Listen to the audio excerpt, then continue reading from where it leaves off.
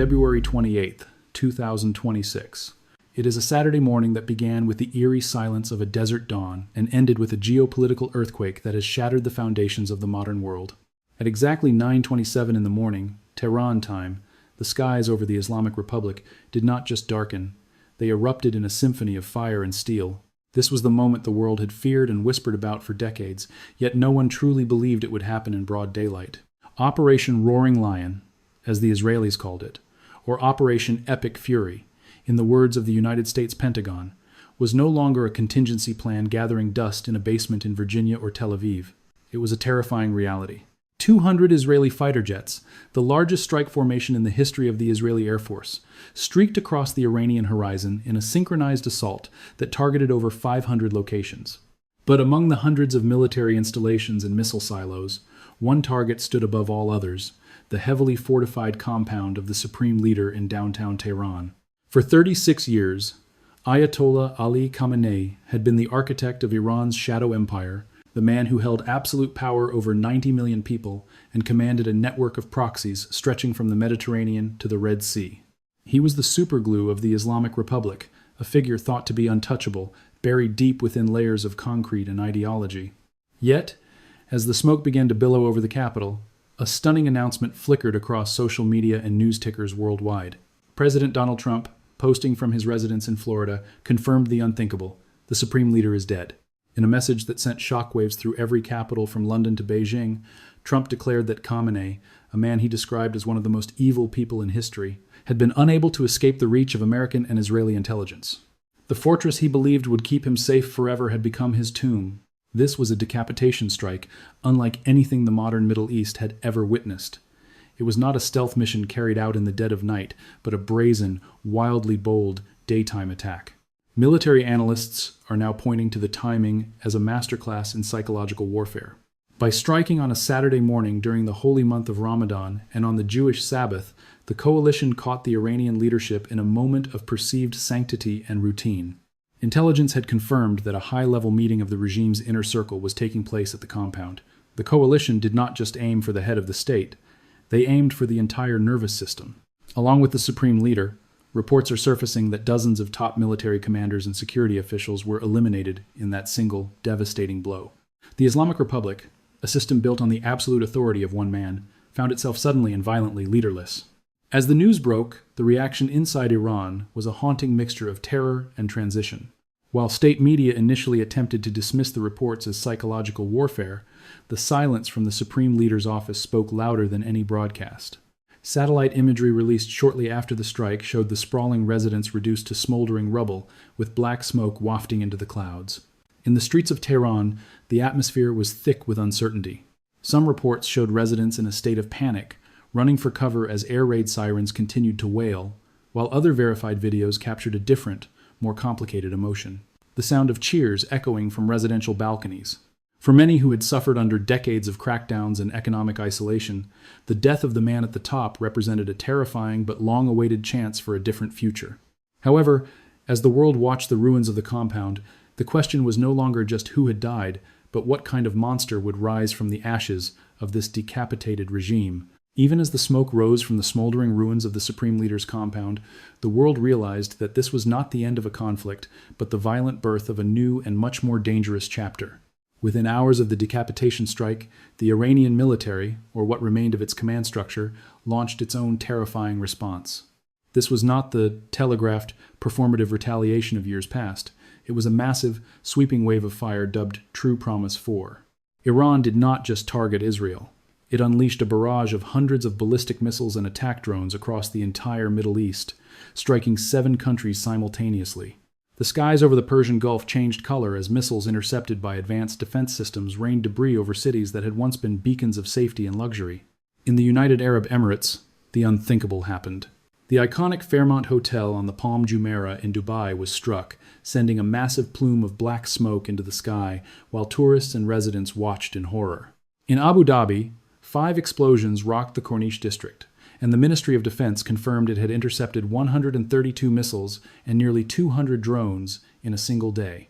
The cost of this defense was paid in debris that fell on Khalifa City and Mohammed bin Zayed City, resulting in the first confirmed civilian casualty of the war, a Pakistani national.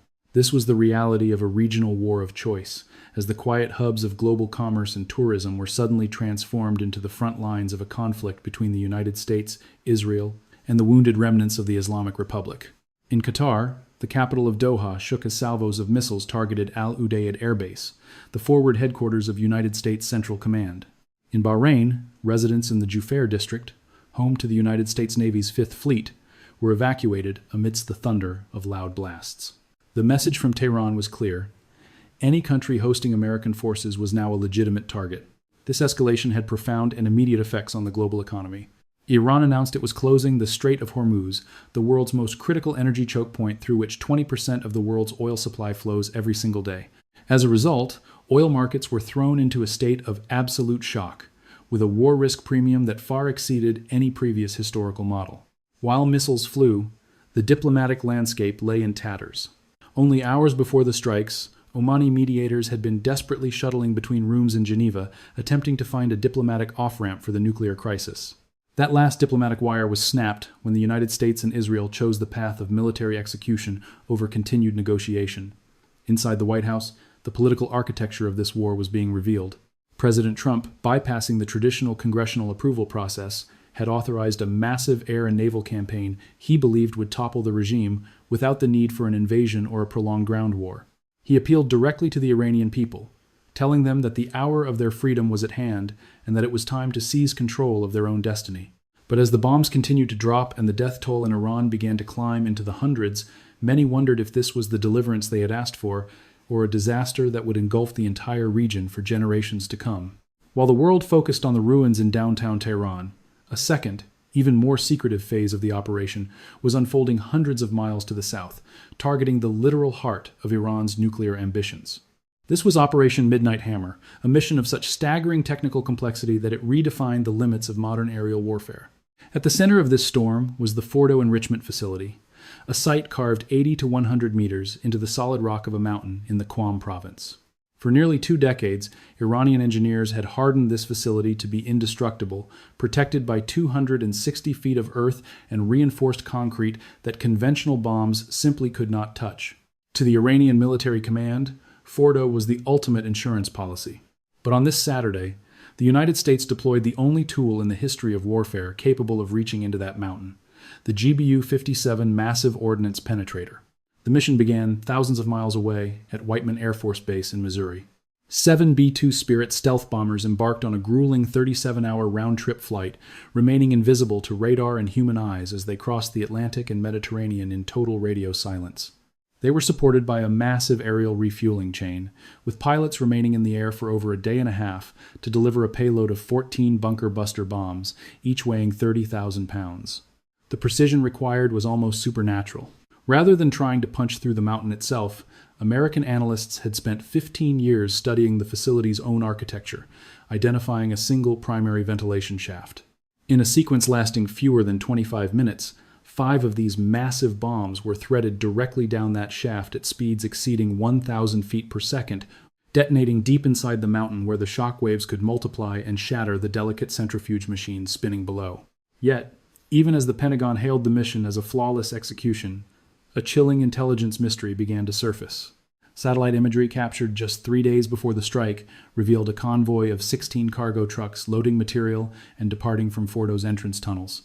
Iranian sources later claimed that approximately 400 kilograms of uranium enriched to 60% purity had been moved to an undisclosed location before the bombs fell. This revelation has sparked a fierce debate within the halls of Washington. While the White House insists the program has been obliterated, a leaked preliminary assessment from the Defense Intelligence Agency suggested the strike may have only set the program back by 3 to 6 months because the core stockpile remains missing. The economic fallout of this uncertainty is already visible on the ground. The Iranian rial has plummeted to an all-time low of 1,630,000 to the dollar, and capital is fleeing the country in a panicked wave. This financial collapse is fueling a secondary crisis of legitimacy for the remaining Iranian leadership. From a geopolitical standpoint, the move toward total war has forced global powers to pick a side.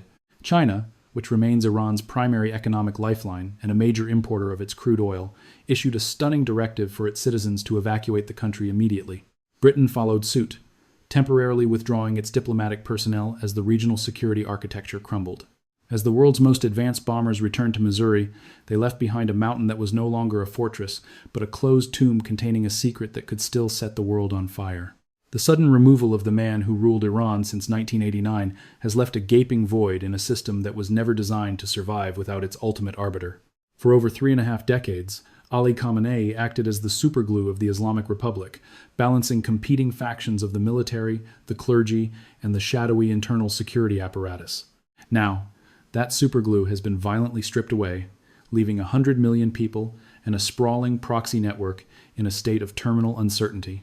Under the Iranian constitution, power should technically transition to an interim council while the 88 members of the Assembly of Experts convene to select a new supreme leader. However, the reality of the situation is far more chaotic, as the coalition strikes effectively decapitated much of the leadership chain that would normally manage such a transition. Reports indicate that Ali Larijani, a former parliament speaker and survivor of the strikes, has emerged as the most senior civilian official attempting to hold the wreckage of the government together. He is joined in the shadows by Mojtaba Khamenei, the son of the late leader, who reportedly survived the assault and remains a pivotal, if unconfirmed, figure in the battle for succession. As these elites scramble for control in reinforced bunkers, the streets of Iran are a theater of raw, conflicting emotions. In some quarters of Tehran, the sound of loud explosions was met with cheers from residential balconies, as ordinary citizens celebrated the fall of a regime that had slaughtered 32,000 protesters in the preceding months. For these dissidents, the strike was the intervention they had long prayed for, a final chance to end 47 years of theocratic rule.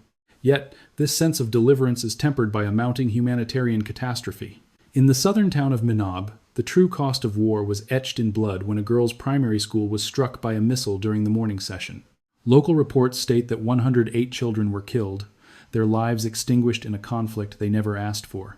This tragedy has become a rallying cry for regime supporters and a sobering reminder to the world that precision strikes are never perfectly clean. Beyond the borders of Iran, the economic and political tremors are being felt in every global capital. The Iranian government has officially declared the closure of the Strait of Hormuz, threatening to choke off 20% of the world's oil supply. Global oil markets are reacting with unprecedented volatility as the war risk premium spirals out of control. In the United States, the political consensus is fracturing. While many Republicans have praised President Trump's decisiveness, voices of dissent are rising from both sides of the aisle. Congressman Thomas Massie has denounced the operation as an unauthorized act of war, arguing that the president has bypassed the constitutional requirement for congressional approval. Democratic lawmaker Ro Khanna has called for an emergency session on Monday, demanding that every member of Congress put their name on the record regarding this massive escalation. As the world watches live pictures from the United Nations Security Council, where the Secretary General has warned of uncontrollable consequences, it is clear that while the Supreme Leader may be gone, the war he helped ignite is only just beginning. The global stage is now set for a confrontation that transcends regional boundaries, as the closure of the Strait of Hormuz transforms a military conflict into a worldwide economic emergency. With 20% of the world's oil supply suddenly choked off, the shadow of a global recession looms over every continent. The Iranian rial has collapsed to a staggering 1,630,000 to the dollar, and capital is fleeing the country as the walls of economic isolation snap shut. This is the leverage that Tehran hopes will break the will of the West, a calculated attempt to use naval mines and asymmetric warfare to make the price of victory too high to pay. Across the Persian Gulf, the United States has positioned a force of unprecedented magnitude, with the Gerald R. Ford and the Abraham Lincoln Carrier strike groups projecting power from the Mediterranean to the Arabian Sea. At Diego Garcia, 6 B-2 Spirit stealth bombers remain fueled and ready, their targeting computers locked onto coordinates provided by the latest international monitoring reports. The geopolitical ripples have forced major world powers to make irreversible choices. China, which imports 1,700,000 barrels of Iranian crude every day, has ordered its citizens to evacuate Iran immediately, signaling its assessment that the crisis is beyond diplomatic repair. The United Kingdom has similarly withdrawn its diplomatic staff from Tehran, while major European airlines have suspended flights to the region. For the Gulf Arab nations of Saudi Arabia, the United Arab Emirates, and Qatar, the situation is one of existential dread. While they may have privately lobbied for the containment of Iranian influence, they are now absorbing the direct impact of Iranian retaliatory strikes on their own soil.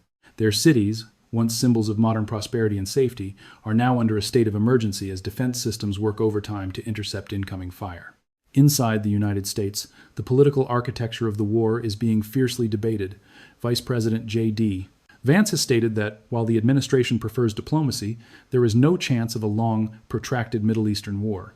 The White House is pursuing a logic of surgical targeting precision strikes designed to eliminate threats and then stop, avoiding the quagmires of the past. However, this strategy is meeting significant resistance on Capitol Hill. Lawmakers like Thomas Massie have condemned the operation as an act of war unauthorized by Congress, while others raise questions about the intelligence used to justify the initial urgency. The discrepancy between the president's claims of an imminent threat and the assessments of his own intelligence agencies has created a fracture in the national consensus. For the ordinary people of Iran, the sense of being caught between a repressive regime and foreign bombs has reached a breaking point. They feel like spectators in a game played by powerful men in Washington and Tel Aviv, yet it is their lives that are held in the balance. While some may harbor hopes that this intervention will finally topple the theocracy, many others fear the chaos and civil strife that could follow a total collapse. The Iranian Red Crescent reports that over 200 people are already dead, and as the strikes continue in waves, the balance of blame remains uncertain. This is the most consequential 72 hours in modern history, a moment where the future of 100 million people and the stability of the global order are being decided in the dark rooms of war cabinets and the burning streets of a nation in transition. The smoke billowing over the Iranian capital now serves as a grim monument to a world that has fundamentally changed in less than 24 hours. With the supreme leader confirmed dead and his heavily fortified compound reduced to a mountain of gray ash, the Islamic Republic is facing a vacuum of power that history suggests is rarely filled by immediate peace. In the silent, scarred halls of the government buildings, a new and desperate struggle has begun between civilian remnants like Ali Larijani and the hardened, surviving military echelons of the Revolutionary Guards. Larijani, once a key confidant to the late leader, now finds himself holding the wreckage of a government while promising an unforgettable lesson to those he calls the aggressors. United States intelligence assessments warn that this transition may not lead to the democratic awakening many hope for, but rather to a harsher, more radicalized military-religious dictatorship with fewer restraints and an even greater instinct for survival through force. The Peace Through Strength initiative of the Trump administration has achieved its most dramatic tactical success, yet the strategic endgame remains a terrifying mystery buried under the smoldering rubble. The scale of the destruction across the country is truly staggering, with over 500 targets hit and much of Iran's command and control infrastructure effectively severed in a single, devastating morning. Yet, as military analysts have noted for 80 years, it is a historic challenge to change a regime from the air alone without a significant ground component. The American president has made it clear that he has no intention of putting boots on the ground, banking instead on a weakened regime collapsing under the pressure of a rising populace and the weight of its own internal failures. But as we look at the ruins of the girls' primary school in the southern town of Minab, where over 100 children were killed, we must confront the reality that precision strikes are never perfectly clean. Teenagers celebrating in the streets of Tehran are contrasted by the screams of horror in the neighborhoods of Abu Dhabi and Dubai, where falling missile debris has turned luxury hubs into front lines. 108 children are gone, and a generation of families across 7 countries is now living in the cold shadow of an active shooting war. The Strait of Hormuz remains closed, and the global economy holds its breath as oil prices reflect a world at war around its most critical energy choke point. If the Revolutionary Guards seize full control, the region may face an even more aggressive Iran, one that seeks revenge through sleeper cells and asymmetric terror attacks in the weeks and months to come. Oman's foreign minister, landing in Washington with the last messages of a failed diplomacy, serves as a haunting reminder of how quickly the window for peace can slam shut when raw power is unleashed. The coming days will determine whether this operation was the decisive blow that brought an enduring stability to the Middle East or merely the spark that ignited a full-scale regional configuration. The man who ruled with an iron fist for 36 years and called for the destruction of his enemies is now a part of the history he tried to write in blood. The world he leaves behind is one of fire, uncertainty, and a fragile, desperate hope that the next chapter will be written by the people of Iran themselves. As the sun sets over a transformed and bleeding Middle East, the only certainty is that the quiet of yesterday is gone forever, replaced by the unpredictable consequences of a war that has only just begun. The objective was deterrence, but the result is a seismic shift in the global order that will be felt for generations. Whether this leads to a new era of normalization or a cycle of endless violence is the question that remains unanswered, even as the bombs stop falling for tonight.